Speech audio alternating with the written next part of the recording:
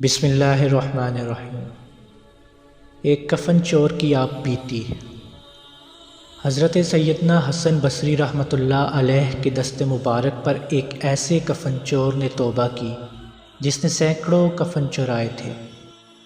حضرت سیدنا حسن بصری رحمۃ اللہ علیہ کے استفسار پر اس نے 3 قبروں کے پورے سرار واقعات بیان کیے۔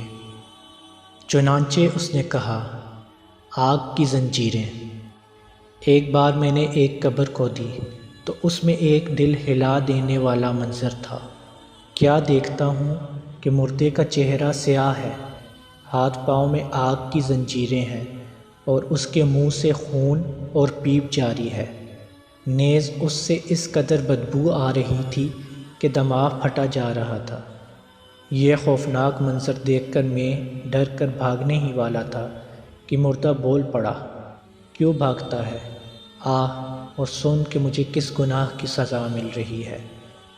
میں مردے کی پکار سن کر ٹھٹک کر کھڑا ہو گیا اور تمام ہمت اکٹھی کر کے قبر کے قریب گیا، اور جب اندر جھانک کر دیکھا تو عذاب کے فرشتے اس کی گردن میں آگ کی زنجیریں باندھے بیٹھے تھے۔ میں نے مردے سے پوچھا، تو کون ہے؟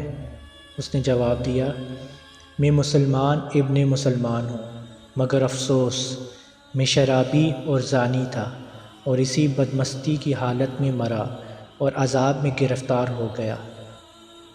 اپنا بیان جاری رکھتے ہوئے اس کفن چور نے دوسرا واقعہ یہ بیان کیا، کالا مردہ۔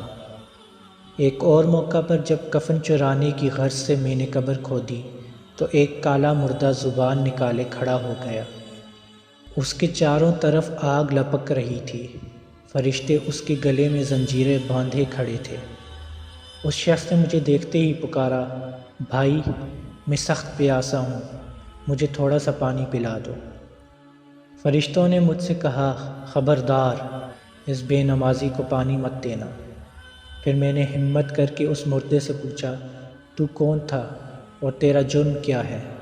اس نے جواب دیا، میں مسلمان تھا، مگر افسوس میں نے اللہ کی بہت نافرمانیاں کی ہیں اور میری طرح بہت سے گنہگار اسی عذاب میں گرفتار ہیں۔ اس نے مزید بیان کرتے ہوئے تیسرا واقعہ یہ بتایا کہ قبر میں باغ۔ اسی طرح ایک دفعہ میں نے ایک قبر کھودی تو اس قبر کو اندر سے بہت ہی وسیع پایا اور دیکھا کہ ایک نہایت ہی خوشنما باغ ہے جس میں نہریں بہہ رہی ہیں، اور ایک حسین و جمیل نوجوان اس باغ میں مزے لوٹ رہا ہے۔ میں نے اس نوجوان سے پوچھا، تجھے کس عمل کے صدقے یہ انعام ملا ہے؟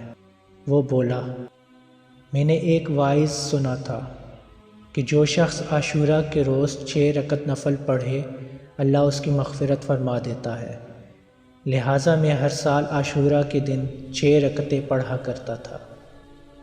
اللہ تعالیٰ ہم سب مسلمانوں کو گناہوں سے بچنے کی توفیق عطا فرمائے، آمین۔